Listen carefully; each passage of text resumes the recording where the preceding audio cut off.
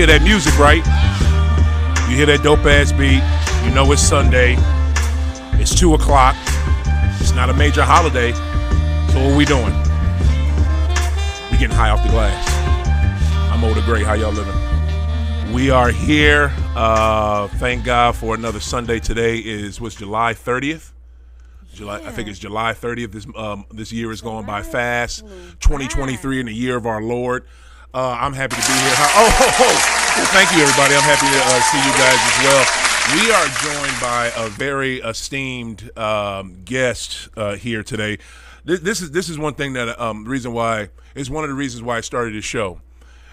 The little bit of digging I do in St. Louis, right, to talk to folks who are in the cannabis industry. And again, like I talk to folks, basketball industry, sports industry, cannabis, whatever, you comedian, musician, don't matter what you do, I'll talk to you. I'll get we'll have a good conversation.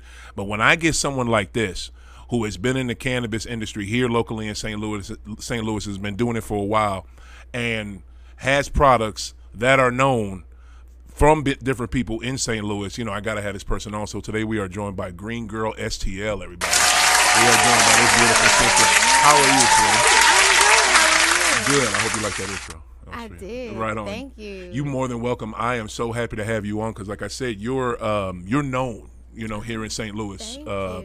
You're more than welcome. You are known here in St. Louis for someone who has been in the cannabis industry and has great products. Before we dive into that, though, because that kind of jumps into right now. Yes. You know how we do on the show. I like to get to know who I'm talking to. Okay. You know what I'm saying? And I don't know if I gave you this rundown. I ran into because I run into to GreenGirl everywhere, because we I run into her, here at My City, My Music. I may run into her at the Cola. I may run into her, at Cannabis and Cars, which was last Saturday, which was amazing. Major shout out to Elitist and Elite Homegrow Academy. You know what I'm saying? They doing their thing again because that shit was amazing. 4th annual. Slim, Big J, Zach, Chef Green, doing their thing. And the shit was amazing. It wasn't stupid like cigars and sundresses. That was stupid. That shit shut down the goddamn highway. but Cannabis and Cars was doing their thing. I was trying to go to both, but once I heard about that, 70 being fucked up, I was like, you know what? I'm gonna post up here and I'm gonna enjoy Cannabis and Cars and take my black ass home, and that's what I did. But I ran into this sister there. And I said, look, I got to get you on because I've been trying to get you on for a minute. Yeah. But I wanted to expedite this because, I have folks, in line. But I was just like, you know what? I had to do a post up. I had to go right in the paint and give you the rock. So thank you. You more than welcome. Start me off with, STL girl, Miss Ashanti. Beautiful name, by the way. Thank you. Where's your upbringing? Where's your start? Where are you from? Where are you born and raised? I'm born and raised here in St. Louis. What part of town? North County. North County, there you go. North County stand up. That's where I stay. We love it. You know what I'm saying? Now, how was the childhood? Was it two parents? Was it one parent? Was it grandmother, mother? What was the deal? It was a lot. But my grandmother raised me primarily. I would, I live with my mom from time to time, but I like staying with my Grammy. Okay, and you call her Grammy? That's the same thing I call my grandmother. That's the same thing, right on. And also too, if I touch on something during this, I meant to tell you this. I don't know if I said it last Saturday. If I touch on something you don't want to talk about, just tell me. Okay. But I'm asked about whatever. So why was it like that? Why was it a lot of moving around and not consistently with one parent, one or two parents? As far as my mother, she was like in school. Okay. But my dad, I don't know. Okay. Yeah. Dad wasn't there? Mm-mm. Okay. I know how that go. All right. So, and mom was in school, so was your mother like a teenage mom, or what's the deal? No. I mean, they met in college, but okay. She was trying to figure things out, so I like being at my Grammy house, and even when I was over there, she would be at work and stuff, so I like being at my grandmother's house. Oh, okay. So you was over there the most. Okay. What school they meet at? What college your parents meet at? Lincoln. Ah, there you go. HBCU in the house. Damn right. Yeah, I was trying to get my son to go there, but no. One of my daughters, she decided to go to KU, and then she didn't like it, and then COVID happened, so So is she at Lincoln now? She decided they both work. They decided to work. Wow. They both work for the bank, so they want to get out in this workforce, huh? They just wanted to be able to take care of themselves. Right. If you don't mind me asking, how old are you? I'm 41. Wow. Okay, I wouldn't have guessed that because you said you got kids that's college age. I'm shocked by that. All right, props. Yeah, they're in their 20s. Okay, yeah, because I never would have guessed you close to my age. All right, 80s baby. I know how it go. All right. So we see how that was. How was school for you? Like, was it easy for you? Did you struggle a little bit? What was the deal? Scholastically, it was fine. I was great, but socially, I hated school. Why is that? I don't know why, but people did not like me. I was a very quiet kid. I had a lot of home problems, so I didn't really. I don't know. Yeah. It's just weird. People didn't like me. It's fine. It worked out great. It did. Now see, and that's why that begs so many other questions, because with what you do now, you are the complete opposite of that. Yeah. You know, so what you said, and you mentioned whole problems. What were the home issues that you were dealing with? Different abuse. Different what? Abuse. Oh. But it's okay. We don't have to talk about it. That's fine. We definitely don't. All right, cool. So you deal with that. So scholastically you killed it. You killed it with the books, but socially it wasn't the best. When did that start to change for you? When I no longer had to go to school. Wow. Not till like graduating high school? Yeah. Okay. Where'd you graduate from? I graduated from a school called Meta P. Washington. Okay. But that was an alternative school for girls that were pregnant or had children. Okay. So I would have graduated from Riverview, but I ended up living in a shelter in the city. So I went to Meta P. Washington in the daytime, and I went to Roosevelt at night to take night classes, because transitioning from the county to the city, I had all of my English, all of my history, all of my science requirements met, down to the point where I had my own binder. So when I went over there and they were trying to make me take a course, I was like, this is literally page by page the same thing I already did. So basically my whole senior year, I just took every math there was to take for 2 semesters. That was the hardest shit to do, because I didn't like math. No doubt. I'm in the same club with you. But when I started dealing with cannabis, I fucks with math. But I always fuck with science. Okay. I just didn't. But it wasn't the math that was the problem. It was who was teaching it and the methods that they chose. Like, I had college professors that I had words with. Like, if I go get a tutor and they help me and it makes sense, you can't dictate whether I can or can't do that. Right. You can kiss my ass. You're technically an employee. Right. I pay you. That's true. It's very true. That's very true. This is why people don't like me. No, I mean, I see you being honest and realistic. I don't see why. And some people don't like that, so I get that. But okay, so you were dealing with a lot though. So you're bouncing around. Sound like you lived in a shelter for a little bit during high school. My senior year. Wow. Okay. And then you still were able to graduate. Now, did you graduate? Was it it's an actual school? It's not just a GED. It's hell no. I had a high school diploma. The shelter was trying to get me to get a GED, and I refused. Like, I didn't do all this work. Right. To not finish, like, kiss my ass. It'd been different if it was earlier on. It might have worked out different. Right. Either way, I was still going to college, which I did. So. Wow. And did you do all this while having a child? Yeah. Wow. Okay. How old were you when you had your first baby? I was 16. That is what's up. And any, I guess, minimal, not much support from home? Yeah, we ain't gotta talk about that. Okay, all right, that'll work. I told you, babe. I asked questions. All right, bet. Wow. So okay, so you get your thing. You graduate from that school. Do you go straight to college, or what's the deal from there? Yeah, so I graduated from high school literally the day before my 18th birthday. Okay. And so I knew I was gonna go to college. I knew I was gonna go to Harris Stone. And it's a lot of things that I wasn't told.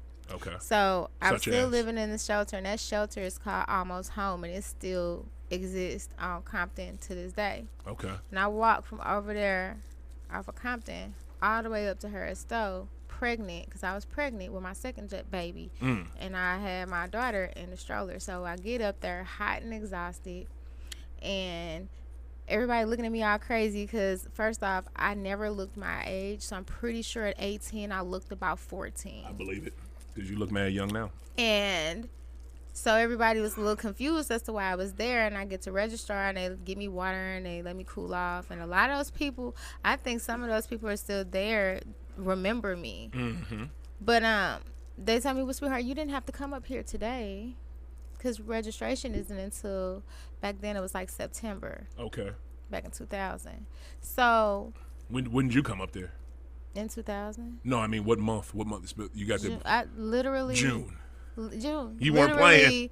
I graduated on a Friday, and I was up there on a Monday. Go ahead, babe. Go ahead. Ain't that what I thought? That's what you supposed to do. Yes, ma'am. I ain't mad at you. They got me squared away, and I went back to the shelter and just did that. Had my daughter, and got my first crib. Wow. Started college, and then ended up having to drop out. And then I kept going back and forth with school. I did school all the way up until I did this cannabis program. I've always been in school. Didn't matter. I've done so many different things, but I said while I was working, and I still work for the company, but while I was working with SLU, I decided I was gonna do one last thing, one last program, and I was gonna let it go. And the cannabis program came about during COVID. Right. And I took that motherfucker. There you go. And you jumped on that. But a cheap, and started my business awesome. after like the third class. So like I'm doing the schoolwork, but I had already started my business. So we writing business plans, and I'm already doing this. And Okay. You jumping ahead in that. Wow, I didn't know you did that. We're definitely gonna get to that. I gotta ask this though, right? Because another reason why when I ask folks about their story, because you get something like this. You get a gem like something like this. Like, you definitely were not born with any type of spoon or anything. Like, nothing was given to you. How did you I'll link it all together. Did you finish Harris Stowe? No. Okay, but still, how were you able to finish high school, start Harris Stowe, do school? Seems like you said you dropped out, then you went back. I did every school in this damn state. That's what I'm screaming. How were you able to do all that, get your own, living in a shelter, getting your own place? How did you manage to do all this? It seems by yourself? Yeah. Like, how? I have no idea. I don't know how to answer that. I just did what I had to do. Like, it didn't matter what decision was made. It never felt like a good decision. Like, it just never does. But it's not because of anything I'm doing. It's because of this environment. Right. I've lived all over St. Louis, in the city and in the county. It ain't very much of St. Louis that I haven't been in. Okay. I've been in positions where it's felt like I really had bread. I've been in positions where it felt like I had absolutely nothing. So it felt like I get it. I can relate to pretty much anything. You're making decisions, and the decisions you're making at the time don't feel like they're the right decisions? No decision, when you don't have much, no decision feels like a good decision, because you compromising heavily in every which way. Right. So, here, 1 second. Let me finish grinding mine up. Wow. That's just a part of life, but at some point you have to really sit back and reflect on what you're doing, who you're around, how you're moving, which way do you want to move from one situation to the next. Like, with me having my kids young, that made self-awareness very complicated, because I didn't have an opportunity to learn about myself. Right. So I may be excelling in one part of life, but then in another part I'm doing terrible, detrimental things to myself that can now change what's good to something bad, and it's because you don't know yourself, you don't know the patterns, you don't know who you come from for real, you don't know, anything about anyone else. So you gotta grow up, basically. And I asked that. Just to give, of course, hopeful words to any young. I got an ashtray right here for you. Any young man or woman that's going through. Actually, here you can take that. Any young man or woman that's going through a similar situation that you went through, and there's millions of us going through it right now, and it's not. It may seem like what you're going through is the hardest thing in the world, and it may not seem like you're making the right decisions. But I mean, look at you. You know what I'm saying? You was able to make it through. So shit, yeah. We gotta talk about that.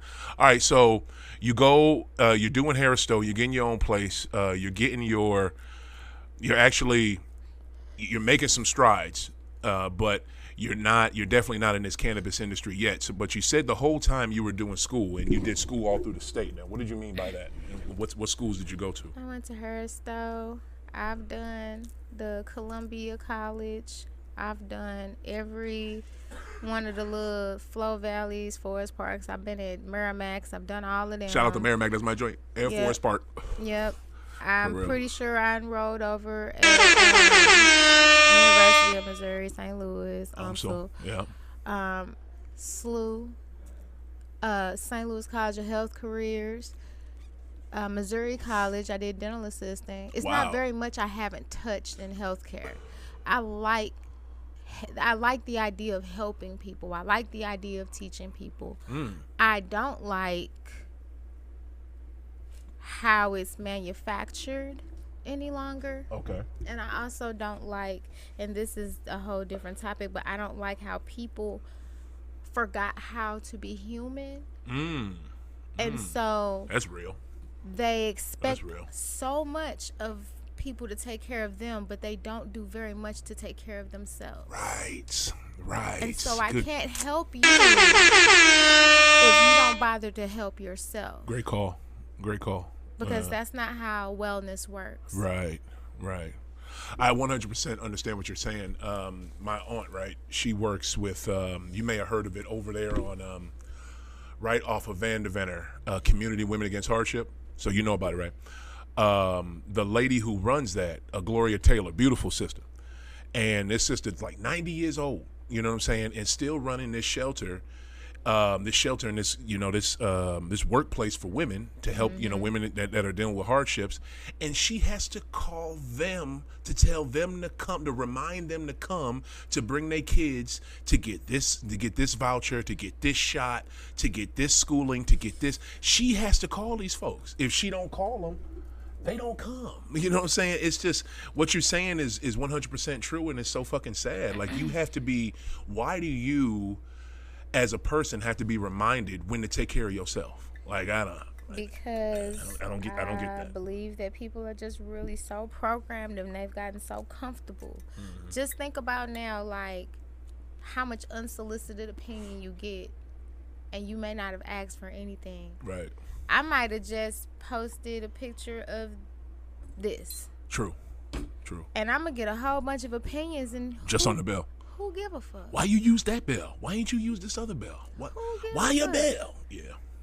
I can't tell you how many times I get people that, well, you really should do this and you really should do that, but it's levels and it's steps, and you don't rush into just doing a whole bunch of things because this one person wants it. Yeah. That's not how it works. Yeah. Like, I love suggestions, but be reasonable, because you might not see it for a long time. Yeah. We don't know if Rihanna wanted to do lingerie immediately. She could have had this on her radar back in 2008. We don't know how long it took for that to cultivate. From what I heard, she did. So you see what I'm saying? Yeah. So, like, I think we've run out of patience. I know I lack it in very many areas. I'm okay. But you don't like my shit? No, it's not that. I'm trying to roll my own and talk. Okay, right on. My fault. You good? No, but you threw me off there. My bad. I think that a lot of people have a lot of opinions, a lot of different shit. Yeah, like, I think there's just so many areas where sometimes it's okay to just be cool and observe. You don't have to be heard on every little thing. Right. It's such a struggle for everybody to be heard and understood. And it's like to the point where, do it matter? True. Can you comprehend? True. When you get through saying all these things, did you comprehend anything that was told to you? That's the thing. Did you gain anything from it? Because it's a lot. Yeah, you're right. And I'm gonna play devil's advocate. I love that you even brought that up because I'll be you know what? I may not comment on no random bell, but I'll comment on some shit. Just to give you an example, on Twitter, about a week and a half ago, this lady had posted up, and you know how people do. People just want the hearts. They just want their roses. They just want somebody they just want the attention. I mean, that's all this shit is. Yeah. So this random lady just puts up, we got married. I did the thing and da-da-da-da-da. Yeah. And I see her with her wedding dress and her husband. They're at the right on, bro. They at the ceremony doing their thing, and he's standing there with a button down. And I'm like, that's odd. You know what I'm saying? And I say that to her, and then I was like, that's nice you let him slide on that, but all right, right on. Right. And then she's like, well, it was hot that day, and da da da da. I was like, oh, okay, cool. And she was just like, well, how about you just be happy for me? And I'm like, well, I am, but I'm just making a comment. You know how this app works. You know what I'm saying? Baby, you was in your feelings because you embarrassed a little bit. I guess maybe she was. And the thing about it, right? I wasn't, because the one thing I try to I don't try. I do. I don't purposely be a dick on Twitter or online just to be a dick. Because it's easy to do that. You know what I mean? And it's so much of it. Preach. You know what I mean? Unprovoked. And it's unsolicited. Yeah. Like, nobody wants that bullshit. So it's just like, I try my best not to be a dick. And she's like, well, how about you just be happy for me? I'm like, babe, I wasn't being rude. I was just commenting. You put it out there. You know what I'm saying? And you probably weren't the first person to say it. You might have been the 15th, 100th person. Maybe so. And and I scrolled through the comments before I made my comment, and everything was love. So I was just like, and I wasn't trying to be a dick. I'm just like, you know what? I'm gonna be different because I've been married before, not currently. And what is it? At both times, neither time did I wear a dress shirt. You know what I'm saying? I've been married twice. What is it? Neither time did I wear a damn dress shirt. Because we come fly first off. Yeah, I mean, like that's just a given. That just means that got to be some real love. You really love it. I guess so. And she said it for what it is. Yeah, baby. She said it was hot outside. So you know what I'm saying? I ain't mad at her. But that's just the deal. I think that and you're right. People. People have run out of patience, but and people have run out of patience for their own damn self because she I don't want to say she snapped at me. I don't want to use that word, but her quick reaction to me was just give me my fucking flowers. You know what your business. You know what I'm saying? And she ain't sound like that, you know what I'm saying? But yeah, it's just like, come on now. That was just my own little spice on it. I ain't mad at you, but that's probably, you know what I'm saying? That's definitely, mind your business. Let me and my man do what we do. My man. And I ain't mad at that neither, because I definitely get that. Especially, and sometimes you get that if it's warranted or not warranted. But one thing I want to ask you, though, because you told me, and I'm asking this for myself and for folks that need to hear it. Why always school? Why did you always feel like you had to be in school? Okay, so that's a part of one of my little complexes because people didn't appreciate the decisions I made in my life. As a young person, it was always like I felt like they were discrediting my intelligence. Oh, fuck that. And I also don't like for nobody to tell me what I can't do. That's how I ended up going to school to be a dental assistant. Took my kids to the dentist office. I can't go back there with them. I'm not understanding why. That's cool. I'm gonna go to school and be a dental assistant, and then I'm gonna be in the back, and you ain't gonna tell me what the fuck I can't do. Now I understand why they didn't want the parents. No, I'm dead serious. Yeah. Now I understand why they don't want the parents to come back there. Wait. You went to learn dental to be a dental hygienist. Assistant. Dental assistant. I thought that was the same thing. They're not. Oh, okay, my bad. To do that just so you could go in the back with your children? Yeah, so I can know what the fuck is going on back here. Why don't y'all want them to be back there with their kids? This is the mind of a fucking 20-year-old. Right. Why can't I be back there with the kids? Fuck that. We finna figure all this out. Go ahead. So keep going. Yeah. My bad. No, seriously. Yeah. Like, that's just what it was. Like, if I want to know something, I ain't finna keep asking you. I'm gonna go straight to the source of learning what I want to know. Okay. So you would get, it would be something that would pique your interest.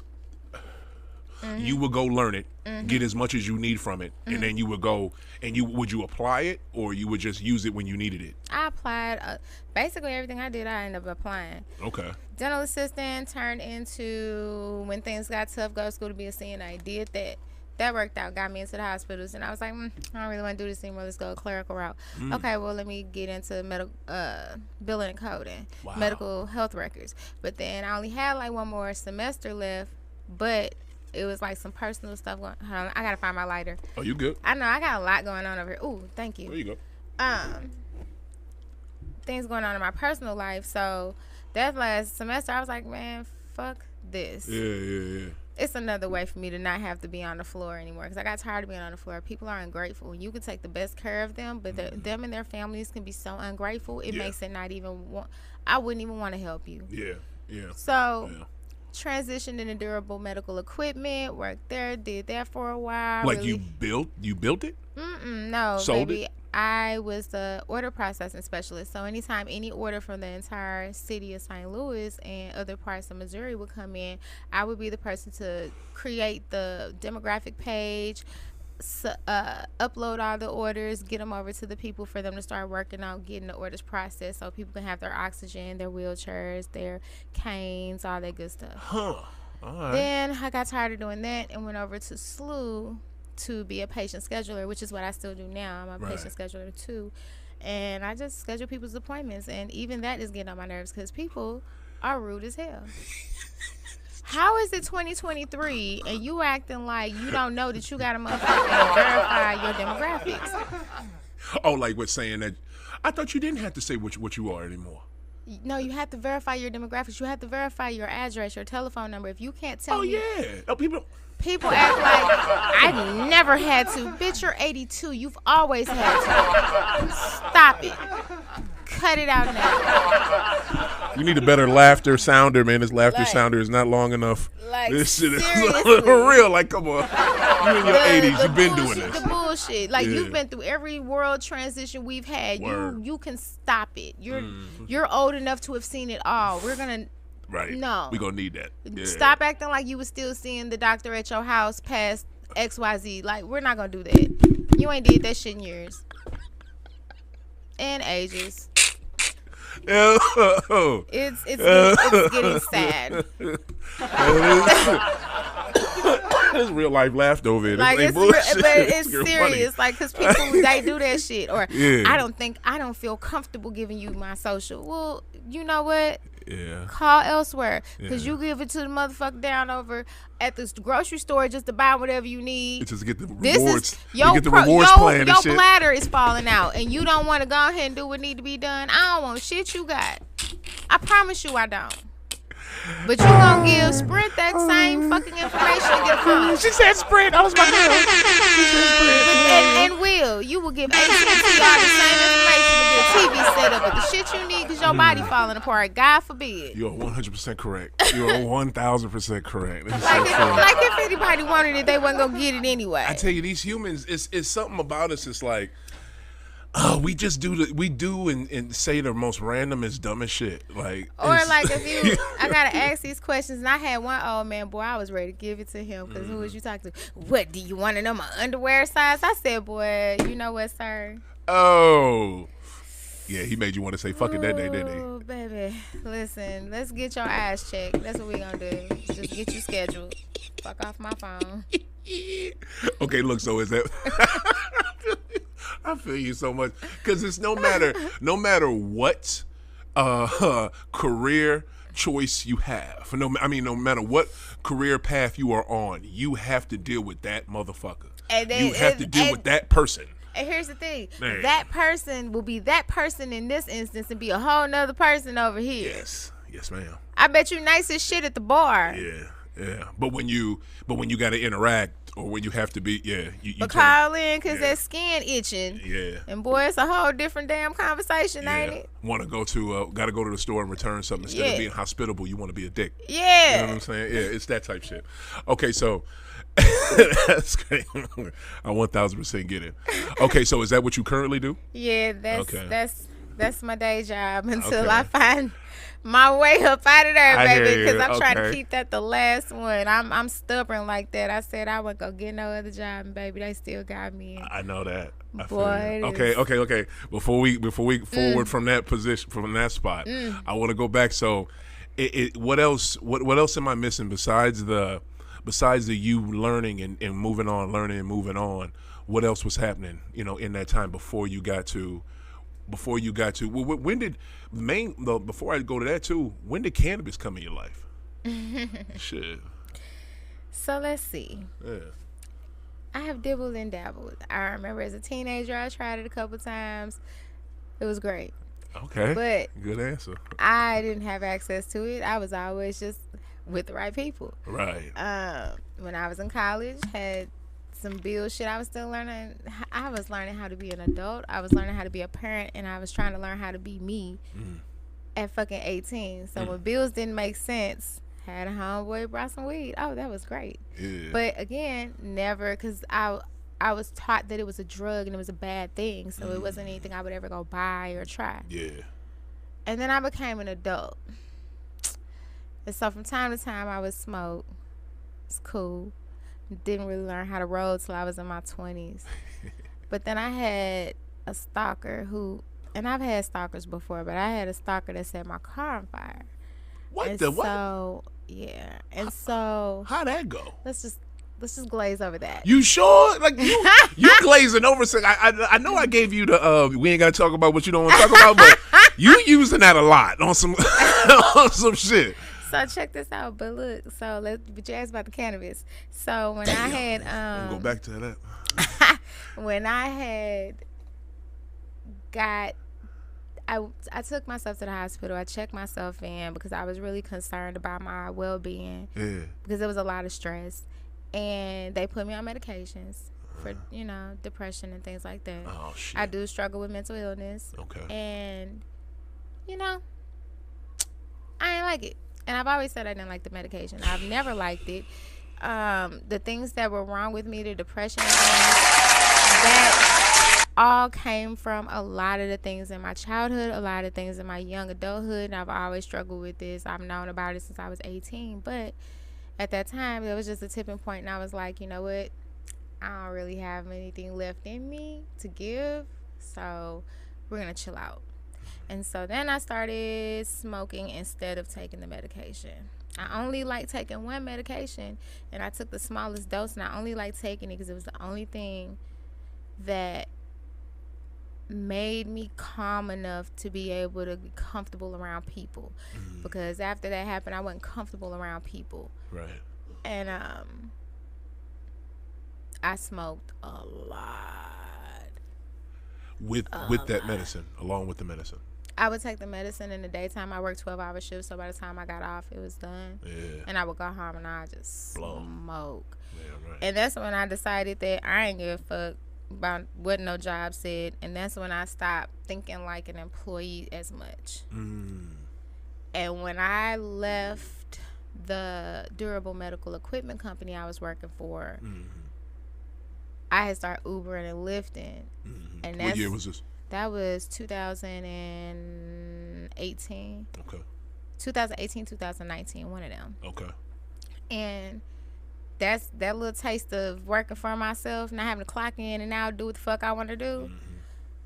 That did me no favors. And then the pandemic happened, Right. and then I got to starting my own shit. Really kicked it in gear. Oh yeah, I don't give a fuck about nobody in your job. I'm here to make this little change and go on about my business. This is funding this part of my life. The rest of this gonna be way different. My mindset is so different now that's why this has to be my last job, because I just don't see me respecting working for nobody else anymore. And it's not to say that other people shouldn't do what works for you, but for me personally, the way my life went and the way I've had to overachieve and excel to still be told I wasn't great enough and not so many words when I was actually better than every fucking person around me, it do something to your head when you stuck doing dumb shit. Right. Going back and forth with people all day over appointments, that's dumb shit to me. That's really beneath me when I know I can make real decisions that can be impactful. it ain't for me. You know what I'm saying? But it's not to say it's not for somebody. I just don't have the temperament for it anymore, because now I know what it feels like and what it tastes like to be out making the decisions and making the moves and doing what you want to do. I like that freedom. Bad. Okay, well, that's definitely how you kicked the mindset of being a slave and you became an owner. That is beautiful in and of itself. And to me, honestly, listening to your story, you always had that mindset. You know what I'm saying? You was always trying to learn this and get whatever's better. You know what I'm saying? You was never settling. You know what I mean? You never got complacent. So, shit, you always had that mindset. But, you know, it extra kicked in for you when you started doing that. And I get that. But again, go back. When did you lock in with Green? And what did a stalker have to do with you and Green? Like, it seemed like there was a parallel. I just was not comfortable, and when I started smoking, it made me feel comfortable, and that's when I identified the anxieties I had. Like, me identifying the way my anxiety worked helped me to be able to relate to my patients or the people that fuck with me. I've asked, especially men, I always ask them, why do they smoke? A lot of times I don't get a real answer because, you know, it's what everybody doing. That's fine, but why do you smoke? And then the next question is, when do you smoke? Right. Typically, if you smoke before you go out or you smoke before you get somewhere or you gotta smoke before something important, that means you have a social anxiety or some sort of anxiety. If you're somebody that smokes before you go to bed, that's an indication that you have trouble sleeping. So you're probably looking for something that's going to help you with that, like something that's full of myrcene. So everybody has their things. You know, I have friends and family that don't necessarily smoke THC. They smoke CBD. That's still in the cannabis family. But they smoke for different reasons. And some people are allergic to THC. You know what I'm saying? Some people are allergic to CBD. It just breaks down everybody's body different. But me identifying what my triggers were like, so I definitely don't trust men. And one of my triggers is an aggressive male. If you just overly aggressive about whatever it is, okay, let me sit on, let me chill on out. That's an anxiety from that shit. I smoke a lot. If a dude don't like it, I'm sorry. I'm one of them. A bitch gonna smell like fire. I'm sorry, and perfume. It is what it is. She said, and perfume. That's cool. That works. That works. And you blowing because blowing help. Shit. I love that. I love that honesty. So yeah, dealing with that crazy mofo. That okay, and then but was it something else that happened that made you lock in and be like, okay, look, this isn't what I was taught it. You always felt it when stress levels. Yeah, my stress levels were always high. Yeah, and so it got to a point, and then I wasn't getting the prescriptions of the Xanax anymore. So it was like I was heavily relying on exercising when I can get myself in the mood to trying to make sure I eat a certain way. Right. I've always been active, even though I'm thick. Probably a little more than that, but I've always been active. What'd you just say? Thick or fit? What'd you say? Thick. Yeah, thick. What's wrong with that? Ain't nothing wrong with it, but I feel like I'm a little, I don't know. Me and my body, we arguing right now. Yeah. But I've always been, thank you. Yes, I've always been active. Like, I try to keep myself active because when you're someone that deals with depression or high stress, it's easy to fold and fall into a dark space. And I don't like that.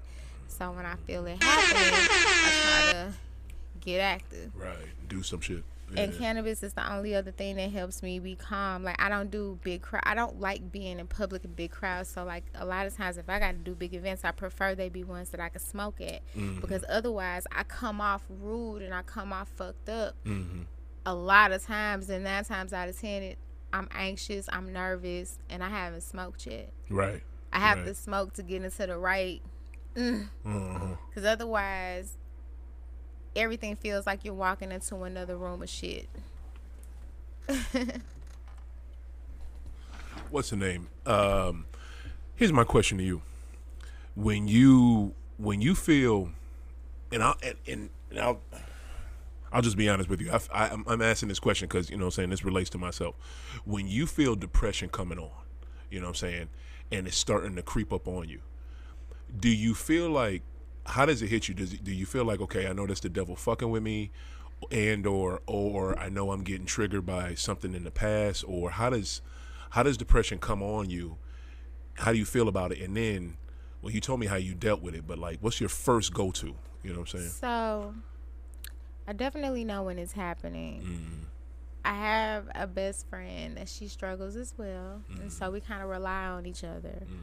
But that can be hard because sometimes if you are also struggling simultaneously, that can also be hard because I don't have anything to give and you don't have anything to give. Right.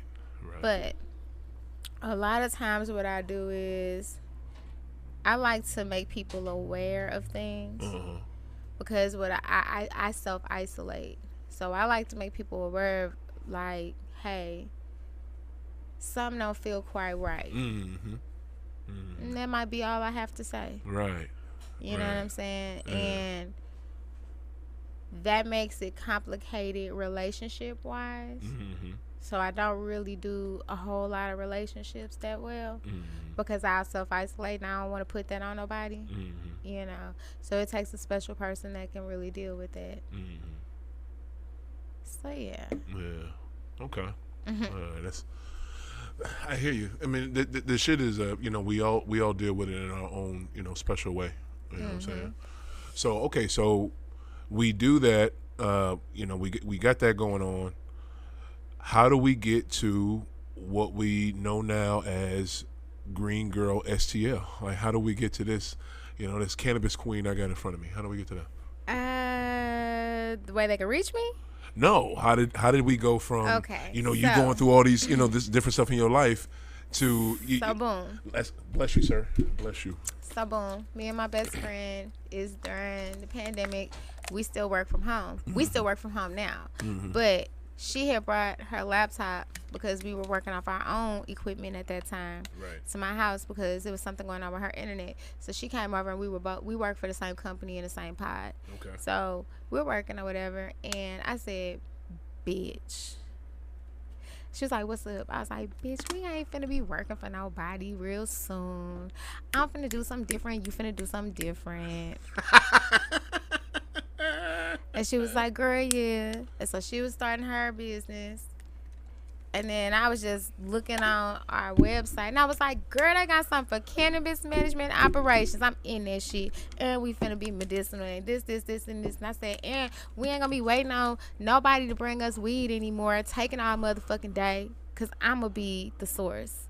You talked it all up all extra cool like this and just one random day y'all working from home. Damn for right. Real. Damn right. What? Oh, shit. I'm what like the that. fuck? I'm like that. I I manifest that way. Word? When I say I'm going to do some shit, you going to see it. We have to watch what we say because our words are power, y'all. Like, our words are straight up power. Like, the stuff we say that comes out of our mouth, that shit happens. Like, it can happen. I literally manifest everything I want, and I'm going to get everything I want. Good and bad. That's beautiful. All right, so... Shit. So how did you jump on the path towards that? I started taking a class and that's the one from SLU. Okay. I started taking the program and by the third class is where they start teaching us how to make different products to teach us how to calculate potency and whatnot and to know basic recipes. So shout out to Brennan England, one of the what are they called? The professors with the class. Yeah. Did you have him put in your class? He wasn't there when I started. I was at the first class. Oh, okay, that's what's up. I was at the first year. Yeah. So damn, they taught us some stuff, and it happened to be the 4th of July weekend. Okay. And so the shit I made, I sold it. And so I liked it. And so I made more things and sold it. So every time we would make a new project, I would make some shit I could sell. So the first class you took literally was how to make edibles? No, the first class we took was about the plant and learning how to grow a plant. There you go. Cultivation. The second class is more plant related, and then they start getting into history, plant related by that third class. Now we're making things. Now we're learning how to work with the THC, make different products, make different body butters. And I had already been making body butters and shit on my own because my daughter had eczema, and I used to sell that shit when I worked at the hospital. Right. So I was always doing something. I sell resumes. I used to do all that shit. I ain't give a fuck. I'll sell you if I need to, motherfucker. You ain't selling me, goddamn me. I ain't for sale out this bitch. Not you in general, but you know what I'm saying? Like, that's just my thought process. Like, yeah, it is what it is. Yeah, you gotta get it. I painted. I used to paint, do art. I used to sell that. Okay, that's what's up. So I see the hustle gene is strong in you. You know, that's obvious. We see that with you. What are we looking for? What does Green Girl? Where did you get the name GreenGirl STL? Where did all that come from? Literally, I made it up. You did. Okay. Everything I made up. I was selling this shit, and I was like, I don't know what to call myself. Like, I was like, this is going well, because I had this lady. So, look, I sell a whole bread for $100. Okay. A bread? Like banana bread. Like, I got that apple, that caramel apple bread. I sell the whole thing for $100. And I had a lady that was buying like 2, 3, 4 of them motherfuckers a week. And I was like, this is a thing. I'm doing this. Yeah. So, yeah, fuck yeah, you is. Yeah. So then I was like, why do I have to just do it at my house? So that's when I started looking up what were called pop-up shops, which we shouldn't really call them pop-up shops because they're not pop-ups. They're just planned shopping experiences. Like, you plan and have a store for the day, that's fine, but it's not a pop-up. Yeah. But anyway. You don't like the name, okay. That's not what it is. Pop-ups mean that you literally are popping out of the air. Nobody knows you're coming. Yeah. Rihanna could, and I keep saying Rihanna because I know for a fact she did it before, but she'll go somewhere, you don't know she fucking there. She just happens to be in fucking Utah of all places. Yeah. That don't plan that shit. She happened to be in that motherfucker. Yeah. That's a pop-up. Yeah. By not playing, she didn't tell everybody she was going to be there. A true pop-up. But everybody brought their ass out. Right. We got to advertise. That ain't a pop-up. Yeah. That's motherfucking a planned event, nigga. What you saying? Shit. Damn. We all set up to be there. This was the agreed upon fucking day, right? Bet. That's what that is. Voice rose, threw a nigga out there. Yeah, she's serious now. That's what's up. I bet. So you, but I started getting on those, and then I was like, hell yeah. Yeah. But I didn't care where I went, and so my first one was like in Illinois. Okay. And then I started going to other ones and other ones, and like I just kind of made my way around. Yeah. And then I got asked to come to a poetry event. Okay. And there it is, changed the game. Where was that at? There it is, used to be at the best place on MLK. Okay. But now they over on Del Mar at Too Much Sauce every other Thursday. Oh, okay. But for like almost a year strong, I was in that motherfucker every Thursday.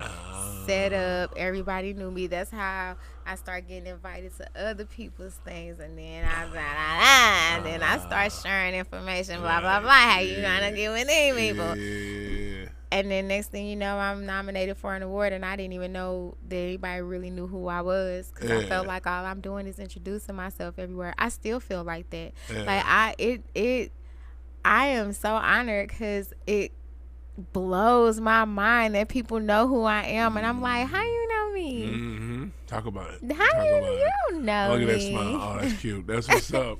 I get it. But see, you work hard and it's consistency. It's all about consistency. If the people see you, out there doing your thing over and over and over again, and every time every time they out, you out. Yeah. And you working.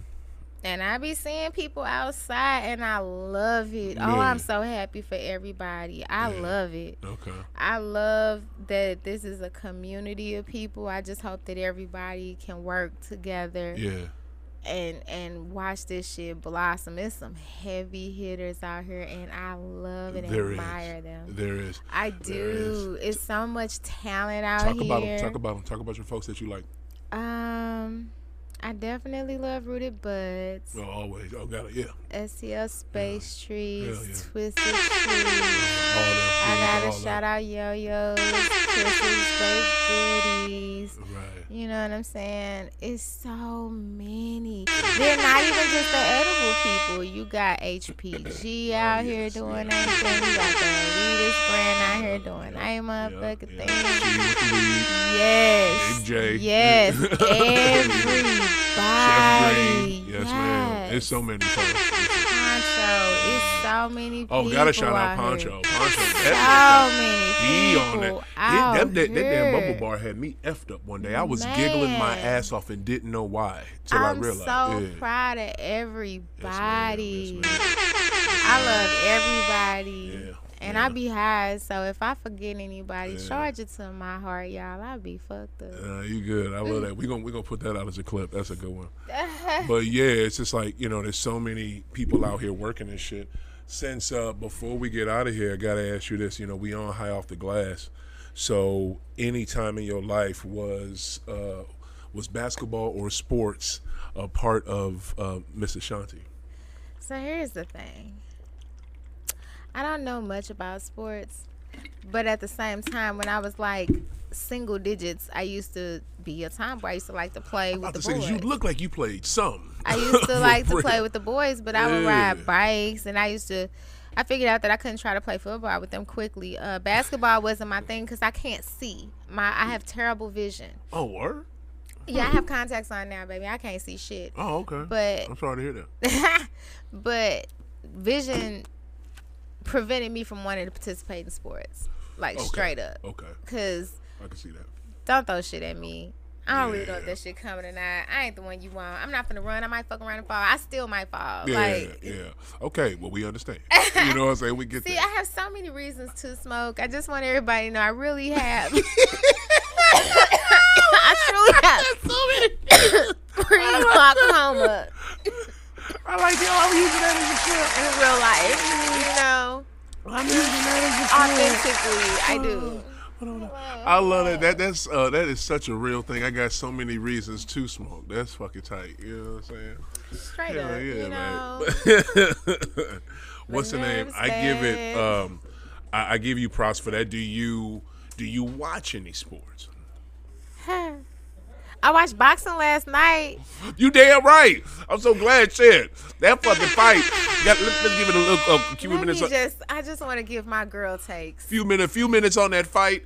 Go ahead, guess. Well, give me your girl takes. Go. Let me just tell you something. When the young man initially got hit in the head, bow, I was like, "Ooh, he done knocked his eardrum back. That's fucked up. This is not gonna go well." And so then, like, I looked away and I was hearing like oohs and ahs, and I looked back over and it was like mop, and I was like, "Oh shit, get out the corner, don't be in the corner." And he tried to slide out the corner and it was like pop pop pop, and I was like, "Oh shit, there's more." And then like the little referee dude was like shaking his head like no, and then the dude was like, bop, bop, done, and it stood up on the ropes. And I was like, damn, how did he know he won? Like, did they tell him when we didn't see them tell him? Or is it like, did he hit him so many times at once that it counted that he won? I was like, damn, that poor boy. And then, so, like, that ain't even where it ended. So it really got interesting. The real part of the fight that got interesting was, like, the interview afterwards when they was like, so, I saw that you all were talking. And so how did that go? And I was thinking to myself out loud, kind of, because I was high. I was like, he told him, just make sure you didn't take that ass whooping personally, ha ha ha, to myself. And then this nigga really did real life on camera basically say, oh yeah, it was all good. And then they asked him, so how do you think you won? He was like, well, first of all, we already knew that he was strong in this way, so then we really practiced that way. And I said, is he explaining how he whooped his ass scientifically, like in my face in real time? I was like, I like him. Yeah, do that shit again. And then I asked this poor baby if he would do a rematch, and I was like, don't say yes. And that little nigga said yes, and I said, now y'all know his brain a little shook right now. You gotta wait to be asking those type of questions. That baby head hurt. That wasn't nice. That was fucking rude of them. How dare they? Is that all? Yeah. And that concludes this segment of Girl Takes from last night's Spinks. I mean, Spinks. Spinks, I'm tripping. Spence Crawford fight. Wow. Girl Takes. I mean, but Wow. that's what happened. Wow. So you ain't think he knocked his eardrum back? That was hilarious. That was so fucking good. So he didn't? Because Okay, I thought he did. I'm gonna tell you like this. There's a lot more to that fight that you did. What up, y'all? What up, Playboy? There's a lot more to that fight that you did not mention. But I'm gonna just say like this: I give Errol a lot of effing props because I didn't think. Oh well, at one point I thought he was. At first I thought he's not gonna be able to finish his fight. He's not gonna be able to finish. But then he was withstanding Crawford's strong ass blows and still on his feet. Granted, he got knocked down about 3-4 times. You know what I mean? First time he jumped up quick, I was like, because that first one, real talk, he hit him in the neck. He hit him like in the neck and the shoulder. This shit went back. But I don't think he got him in that. That's the eardrum shot. I think was like either before that or after that. But the one that knocked him down, he got him like right here. So I think that's what it was kind of like a push. So I didn't count that first one. But so yeah, he did get knocked down 3 times. But to me, I give Errol all props because I thought he was going to be able to stay in there, but he couldn't. Because Crawford, this shit right here, look here. I just want to give a major props. I don't fight. Huh? I don't fight. You I ain't knocking my eardrum. I hear you. But look, you a boxer. You that's it. That's how it go. You better be ready. But I got to give major props to Bricks Montana. Sista has is on Kickin' and Company, awesome podcast here, hosted by my executive producer Justin Kickett, and she has her own show. What is it? Was it on? What's the name of Bricks? What's the name of Bricks' new show? On the Block, hosted with Bricks Montana. That's my girl. She went with me to the fight last night. We went to Neat. Major shout out to my boy Duran and Neat over there on West Florissant. Y'all need to check it out where Laugh Lounge used to be. We kicked it. So dope. Blowing, drinking, dope ass fight. And she called it. She said Crawford. And I wish I would have heard her say it because she said it on Kickin' and Company in this studio yesterday. Because they show was on from I think 12 noon to 2, and she said it, and I missed it. I would have put money on Crawford, because you know what? You know you a bad motherfucker. Because I seen both of them fight. I didn't know who was better. I ain't gonna front. I ain't gonna act like I do. I don't know anything about those fellas. You know, yeah, I feel you. You came in not knowing. I love boxing, but I didn't know who was better out of both of them. But I'm gonna tell you like this: when you able to get Marshall to leave the state of Michigan and walk you in. That was the first thing I was like, oh, maybe the things that I've seen online are not matching what I'm looking. I was like, Big X the Plug brought this one out. That's cool. Like who? I don't know who that fat motherfucker was. Who was that? Big dude? X the Plug. Who was that? That's a rapper. He actually cool. Though. He Texas. So and that was the name of that song. So I was like, oh, okay, that's cute. Yeah. And then I heard something else, and I was like, well, wait a minute, this sounds pretty familiar. Yeah. And then I was like, maybe the corner I'm sitting in, you know, a bitch can't see. Yeah. Am I high? Right. And I was like, oh, we playing them type of games. And then he kind of like danced around a little bit and like crossed over. I said, oh, this shit finna be interesting. Man. And I was like, the little spicy one, he jumping up pretty good too. Look at him, he picking it up. And I was like, but you keep backing yourself in that corner. Get out the corner. Get out the corner. That's the thing. That's why I was wondering about it, right? Because he jumped out to he had more punches thrown in like the first 2 rounds, but he had to be extra aggressive like that because Crawford got all the power. That motherfucker got power like he goddamn George Foreman and Iron Mike. Like his power is stupid, and it's just crazy to me. So when he brought Marshall out, that I was like, God damn it, that's money I could have lost. That's money I lost because I should have bet on Crawford. But to me, when you fight an entire fight, and at the beginning, and in the middle, and at the end, in the middle and in the end, you look like you've been hooping. You just look like you've been hooping. You ain't been fought. Nobody touched you. You know what I'm saying? That motherfucker looked regular as shit. Did you see him? Like his face looked dark at the beginning, in the middle, and at the end. Like he didn't change. He was literally out there hooping. Like that shit was stupid.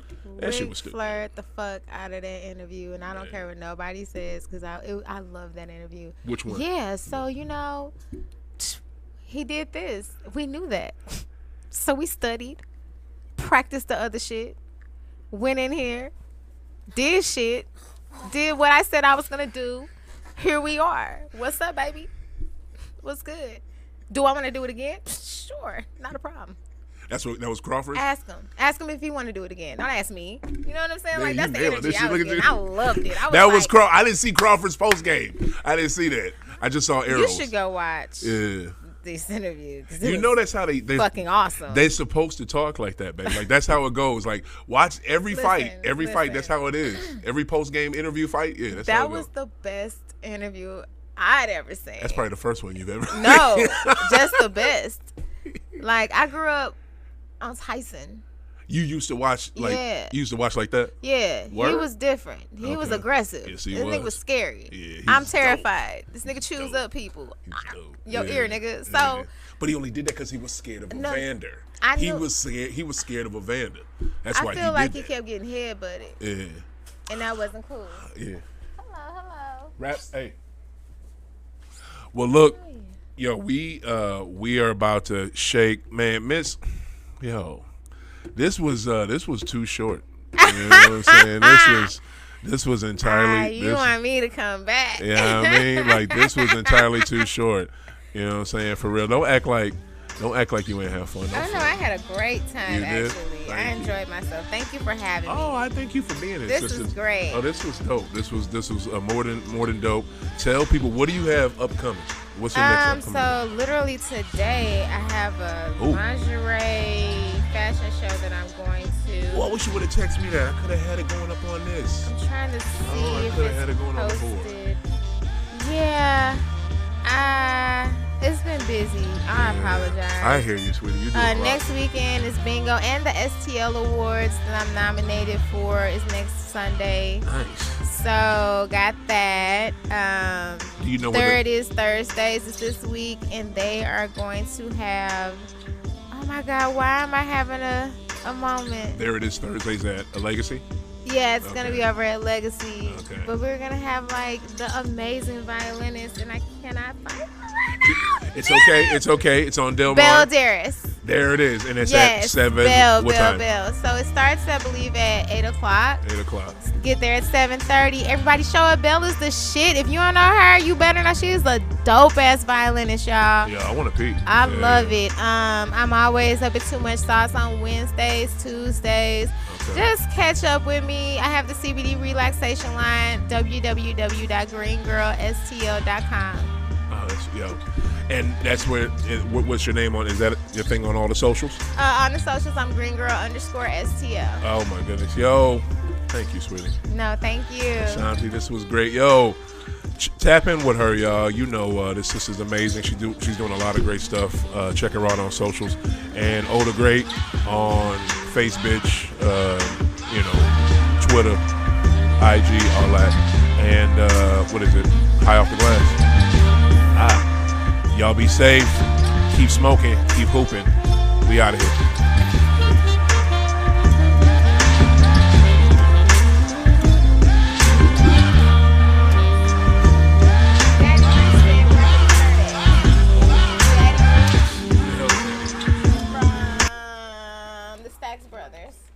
From the Stacks Brothers? Yes, he is on my podcast. He know me? Yep, he said